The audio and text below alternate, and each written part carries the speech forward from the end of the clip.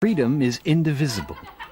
It means you must never influence the choices children make. It's all or nothing.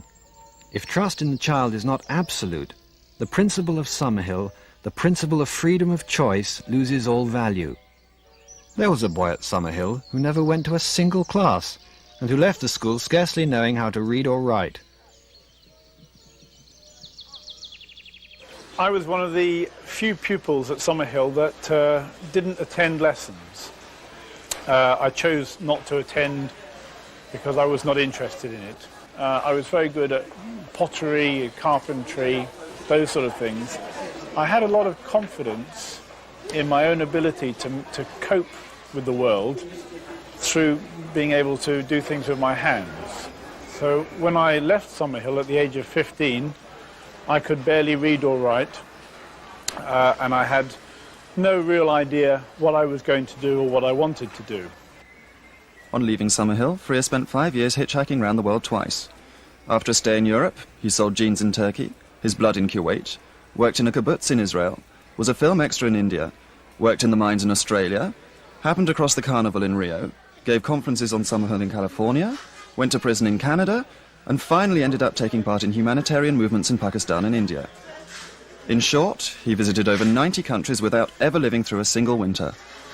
Every time I crossed the border, I would have to fill out a rather large form that required my name and my dress and my age and what language I spoke, what religion I was, etc. And I learned to do these forms, write these forms in such a way, in such bad handwriting, that nobody could actually, even if I had spelt it correctly, they wouldn't have been able to read it. And most customs officials, because they were, say, in Arab countries, couldn't read Latin script anyway, it didn't make much difference. But that was my only real drawback. I had, during this period, taught myself how to read and write correctly.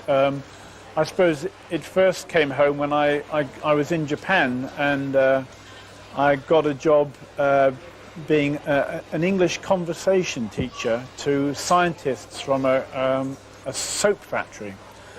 And it really, I was explaining what my family does, what my father does, and they couldn't understand what a caravan. My father was a caravan manufacturer. So I had to sort of, they asked me to spell it for them.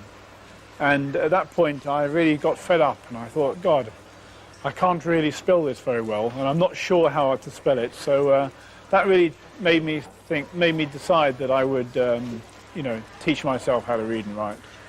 I found that quite embarrassing. So after that, it took me about 3 months. I got a dictionary and I started to read books and just did it myself. And by the time I got back to the UK, I was quite, normal, I suppose. How do you feel now about Neil letting you go with such minimal qualifications? Yeah, well, I'm often puzzled about that, both to do with Neil and my father, in fact. I don't think I would be very worried if my own children grew up not reading and writing. So I've often wondered about how they could have done that. And I don't really understand it. But neither Neil or my father seemed to have much concern about it. So I think maybe they just felt that I would do it eventually. I think Neil always said that I will learn eventually. Freya now has a degree in economics and is an industrial consultant giving advice in many countries in the Third World. He is also increasingly involved in the management of community-based projects in Britain. I think it took me a lot of confidence. I think Summerhill gave me a lot of strength to trust in my own judgment and trust my own feelings.